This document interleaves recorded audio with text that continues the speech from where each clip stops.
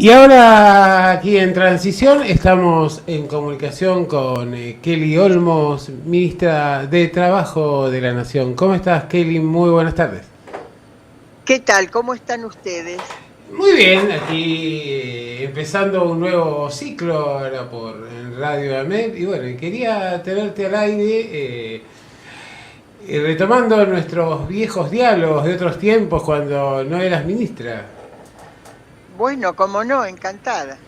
Eh, bueno, en realidad te ha tocado ponerle el cuerpo a una situación muy complicada de la Argentina, pero lo que se nota es que desde tu asunción no ha habido, a ver, grandes revuelos, al menos públicos, ¿no? Ni cuestionamientos. Me parece que se ha marchado en una política de ordenamiento, de diálogo y de pacificación desde el ministerio. Mira, lo que pasa es que incluso en el periodo en que Claudio Moroni fue ministro, también fue una etapa de mucha paz social, digamos, de poco conflictividad. Se destacó mucho un conflicto que hubo con neumáticos, Sí. pero la verdad que fue un periodo en el cual se suscribieron muchísimas paritarias, más de 2.500, y viste cómo es que las paritarias que se suscriben sin conflicto no se cuentan, y una sola con conflicto pareciera como marcar la gestión, ¿no? Claro, no, cuando el tren llega a horario no es noticia, ¿no? El problema es el día de la Exactamente. catástrofe. 2.500 que llegaron a horario no fueron noticia, y una que fue conflicto y que tuvo sí, indudablemente su envergadura, pero donde, digamos, la capacidad de mediación del Estado se ejerció. Pero bueno, a veces hay conflictos que no son fáciles de resolver, ¿no? Para vos, en este desafío a la cual le has puesto el cuerpo del Ministerio de Trabajo, en realidad creo que es todo un problema, no un problema, pero a ver, para un economista en gran medida tener que estar dependiendo de las decisiones económicas que se toman en el caso del Ministerio de Economía o por los acuerdos con el Fondo Monetario y demás, te obliga a posicionarte desde otro lugar, ¿no? En términos de tu gestión en trabajo. Mira, yo la verdad que me siento una militante peronista con formación académica, pero muy comprometida con el proyecto de conjunto. Ujú. No me siento para nada alguien que al que le pese tener que asumir con las restricciones que sabemos que tenemos, porque mira, Perón a nuestra generación la denominó una generación de emergencia y decepción, y no se equivocó, porque toda la vida nos tocó jugar con la emergencia y operar realmente bajo condiciones excepcionales, ¿no? Sí. Así que nos hemos formado como cuadros políticos en ese marco, y para mí la mayor responsabilidad es contribuir a que la gestión en su conjunto alcance los objetivos que se ha planteado, reconociendo que las condiciones sobre las cuales tuvimos que trabajar o tenemos incluso que trabajar son verdaderamente muy restrictivas, porque el COVID en gran medida, digamos, tendió como un manto de ocultamiento de la cantidad de restricciones que heredamos de la gestión macrista, que son las más nefastas, digamos, que son las más nefastas, ¿no?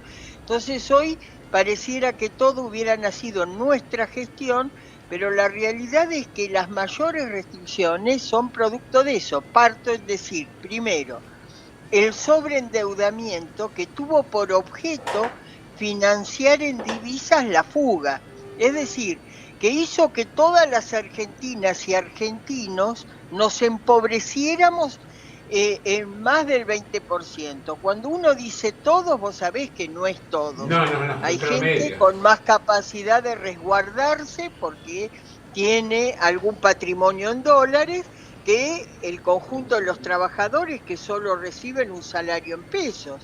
Sobre ellos cargó el peso más fuerte, tanto desde el punto de vista que se expresó en destrucción de puestos de trabajo, en una destrucción de más de 20% de capacidad adquisitiva de los salarios, en un incremento sustantivo de la informalidad. Eso en un marco donde estaban en default tanto con el endeudamiento externo como con el interno, tanto en divisa como en pesos. Es decir, nosotros tuvimos que encarar la pandemia no solo ya con esa herencia, sino con la imposibilidad de financiar toda la asistencia sanitaria y social y laboral que hubo que aplicar en la pandemia sin tener posibilidad de acceder a un peso de crédito, ni en dólares ni en pesos, lo cual nos obligó a emitir más allá de lo que hubiera sido indudablemente deseable en condiciones normales. Pero la decisión que había que tomar en ese momento es: asistíamos a las empresas PYME para que no echaran al personal, como los asistimos con el ATP. Asistimos a los trabajadores informales e independientes con el IFE para que no se mueran de hambre, digamos, en sus casas por la imposibilidad de salir. Y si es así, para eso había que emitir, o por un problema de concepción económica, la variable de ajuste iba a pasar a ser el conjunto de los ciudadanos y ciudadanas de la Argentina. Bueno, obvio que eso generó tensiones que hoy también se proyectan en un proceso inflacionario que ya era alto cuando Macri se fue, que esto lo alimentó un poco más, y que la guerra en Europa que impuso la inflación en todo el mundo, acá obviamente bajo esas condiciones tuvo un carácter todavía más agudo. Bueno, esas son las condiciones con las que nos corresponde trabajar en esta oportunidad, y yo la verdad lo único es que me siento agradecida de estar todavía en condiciones de dar batalla y de poder responder a la convocatoria que me hizo el presidente y el movimiento peronista al que yo pertenezco, para contribuir a tratar de llevar soluciones en este marco tan difícil.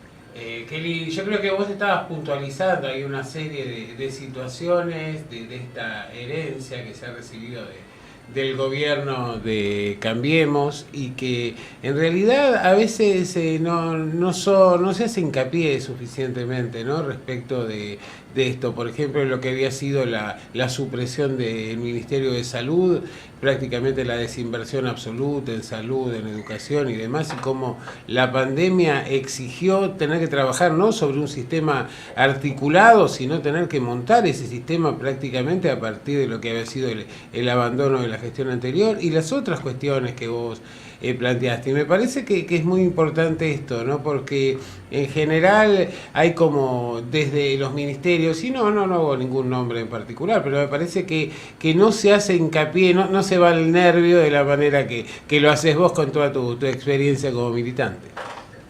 Y además, viste que suprimieron también el Ministerio de Trabajo. Exacto. Sí. No es casualidad que hayan suprimido salud y trabajo, porque son los ministerios que expresan, junto a desarrollo social, digamos, las políticas más activas de solidaridad social. Sí. Como vos señalás, acá hay como una especie de conciencia instantánea de suponer que las cosas pasan solo en el presente, que no hay un pasado y que ese pasado no se proyecta.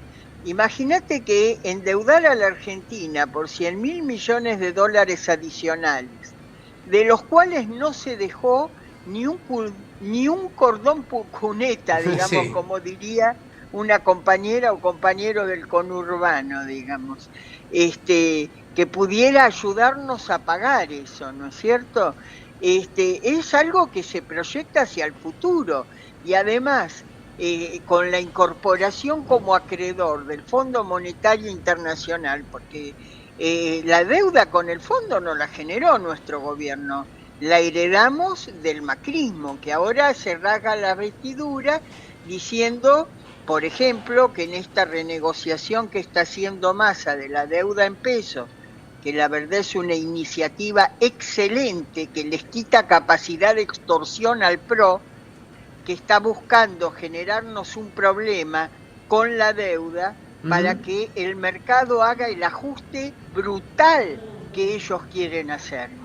Bueno, cuestionan eso diciendo que la Constitución, que esto, que el otro. Ellos los endeudaron con el fondo por 44 mil millones de dólares.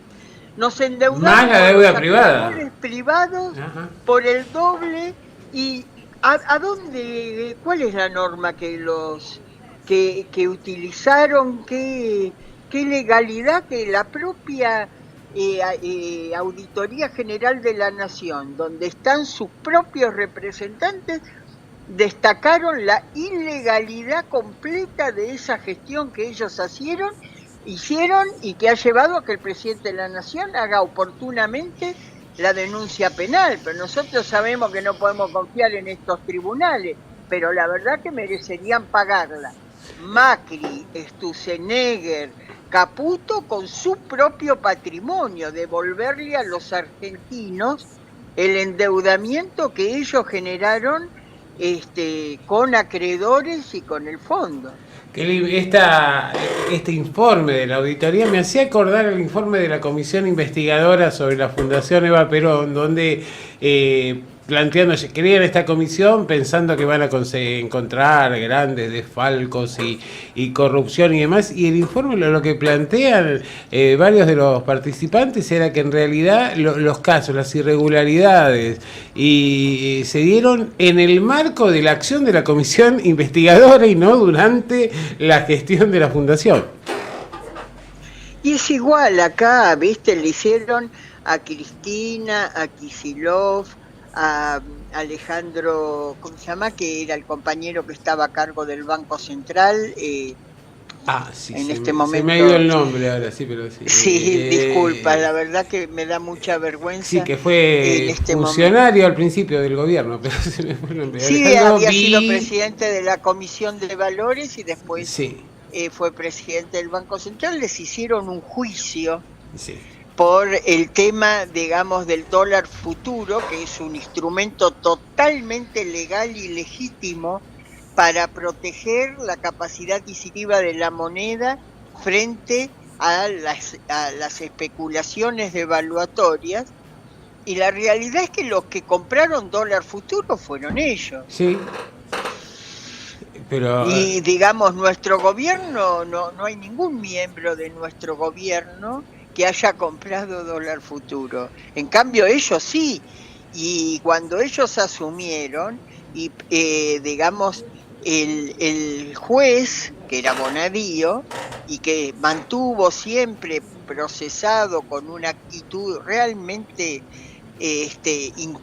inquisidora, digamos, de los tribunales de la Inquisición, me refiero, a nuestros funcionarios, a ellos les dejó cobrar perfectamente ese dólar futuro que operaba como una especie de seguro de cambio.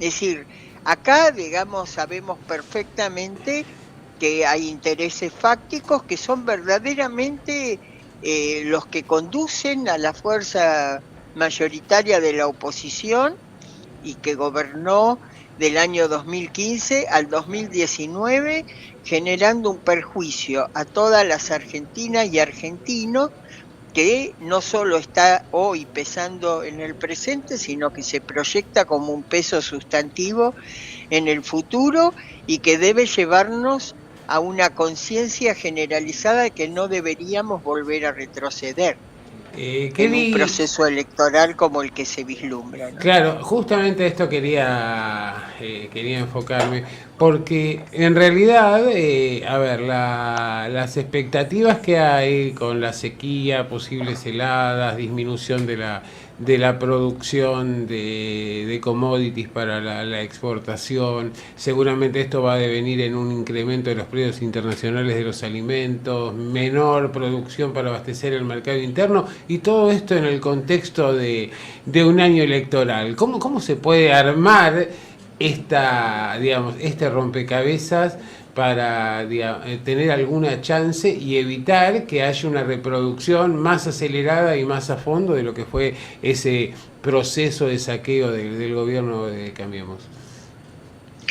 Mira, hay varias cosas, algunas de carácter de gestión, como este canje de deuda en pesos que está desarrollando Massa y que da estabilidad hacia todo lo que es el presente año, evitando que eso digamos, pueda ser motivo de una extorsión a la gestión económica en este año electoral. Pero también hay otras cuestiones estructurales que están en marcha y que, si bien tienen un tiempo de maduración extenso, ya están dando sus frutos. Por ejemplo, todo lo que se está haciendo de diversificación de la matriz exportadora, sí, que involucra, por ejemplo, el sector de la energía, los datos de crecimiento de la producción de petróleo y gas, gracias fundamentalmente a Vaca Muerta y a toda la política energética, hablan de una duplicación de los niveles de producción y acompañado por la inversión en el gasoducto Néstor Kirchner, va a permitir mejorar el perfil externo, digamos, evitando importaciones que se debieron hacer incluso el año pasado para evitar que nuestra producción y nuestra población tuviera escasez de energía. Este año con el gasoducto deberíamos evitar gran parte de esas importaciones y hasta tener la posibilidad de exportar, sobre todo a los países limítrofes, más la inversión externa directa que viene acompañando ese sector, porque vos sabés que YPF ha hecho acuerdo con Petronas para todo el proceso de transformación de gas en gas licuado para poder exportar, más lo que se está haciendo en materia de litio, de minería en general, de economía del conocimiento, de profundización de las cadenas agroalimentarias también en las economías regionales. ¿Qué quiero decir? Quiero decir que evidentemente vamos a tener problemas derivados de esta sequía, que es importante, es muy significativa y no es gratuita. Pero hay un montón de cambios estructurales en marcha que van a colaborar para compensar o remediar en parte esa situación, y que esperamos poderles después, con una renovación de nuestro proyecto político, poderle dar continuidad para su plena utilización en beneficio del pueblo argentino, porque el mismo recurso natural se puede explotar para beneficio del pueblo argentino o para beneficio de 4 vivos que lo único que quieren es fugar el excedente al exterior. Eso es lo que vamos a discutir en la próxima elección. Kelly, lo que pasa es que uno ve números dentro de la macro y ve indicadores económicos que son favorables y se continúan desde la pandemia o de la salida de la pandemia en adelante. Y lo que se ha planteado es que no se advierte la llegada de ese proceso de crecimiento al bolsillo de las mayorías de votantes del Frente de Todos, y de hecho una disminución importante de votos. Por eso digo, ¿cómo convencer o cómo convocar o cómo, volver a enamorar a aquellos que en algún momento sintieron, que era mejor quedarse en su casa porque evidentemente sabían que la opción no era ir a votar por Juntos por el Cambio, ¿no? ¿Cómo se los convence? Mira, creo que tenemos que ejercitar distintas estrategias, lenguajes, para tratar de acceder pero también reconocer que una cosa fue la elección de medio término, Sí. apenas en la puerta de salida de la pandemia, y otra cosa es esta elección por el rumbo de gobierno, ya con una distancia de esa situación. Además, si uno ve, por ejemplo, la evolución de los salarios reales durante el año 2022, Sí. en promedio le ganaron algunos puntos a la inflación. Cuando uno dice en promedio, reconoce que hay sectores que tal vez todavía no lo han logrado, claramente, porque los procesos de construcción son lentos y los de destrucción son muy rápidos, ¿viste? Por eso hay que evitar destruir, porque después reconstruir cuesta muchísimo y siempre hay alguna cuota de nuestros hermanos y hermanas argentinas que no podemos recuperar. No, también creo que hay una percepción en la sociedad de que una elección presidencial implica fijar un rumbo o un destino para los siguientes 4 u 8 años que no lo implica una elección legislativa. Tal cual. La realidad de nuestra trayectoria, Alberto, también es que salvo la del 2005, nuestro proyecto político perdió todas las elecciones de mitad de término. Sí. No fue solo esta agudizado por la pandemia. Nosotros, la verdad, perdimos la elección del 2009, perdimos la elección del 2013, la del 2015 que fue por el gobierno, pero estoy refiriéndome fundamentalmente a las de mitad de término, perdimos la del 2017 y la del 2021. Es decir, tampoco la del 2021 fue una excepción. Tal vez fue la que tenía más clara los condicionamientos y la situación totalmente inédita, no solo desde el punto de vista económico y social, sino hasta desde el punto de vista de la socialización entre las personas, la falta de posibilidad de militar como militamos nosotros, cara a cara con la gente por la pandemia, ¿no? Sí, pero y además también que reconozcamos el contexto. Nuestra fuerza política no fue exitosa en las elecciones de mitad de término desde el 2005. No, y además otra cosa, y es que en realidad todos los gobiernos que afrontaron la pandemia tuvieron pésimos resultados electorales a nivel mundial, ¿no? Hasta Merkel y los grandes líderes que aparecían reconocidos en los medios y en la comunidad internacional tuvieron resultados desfavorables. Se me acaba el programa, así que voy a seguir molestándote si no te incomoda, porque creo que así va a quedar un poco trunca la conversación, pero simplemente, ¿sos optimista respecto de estas elecciones? ¿Pensás que va a haber una unidad del campo popular como para afrontar con un programa renovado el desafío de los próximos años? Sí, yo la verdad que tengo el optimismo del compromiso. Voy a trabajar para eso en todo lo que esté de mi parte, digamos.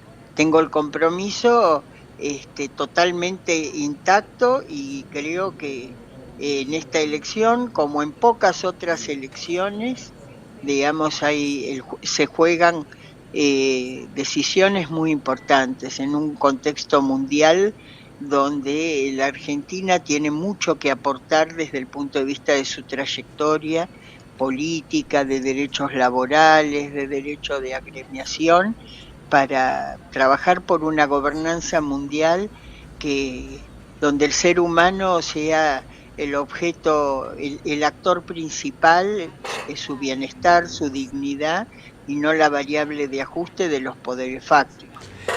Kelly, te agradezco muchísimo y bueno, y seguiremos en diálogo, si te parece. A total disposición, Alberto. Gracias por llamar. No, por favor.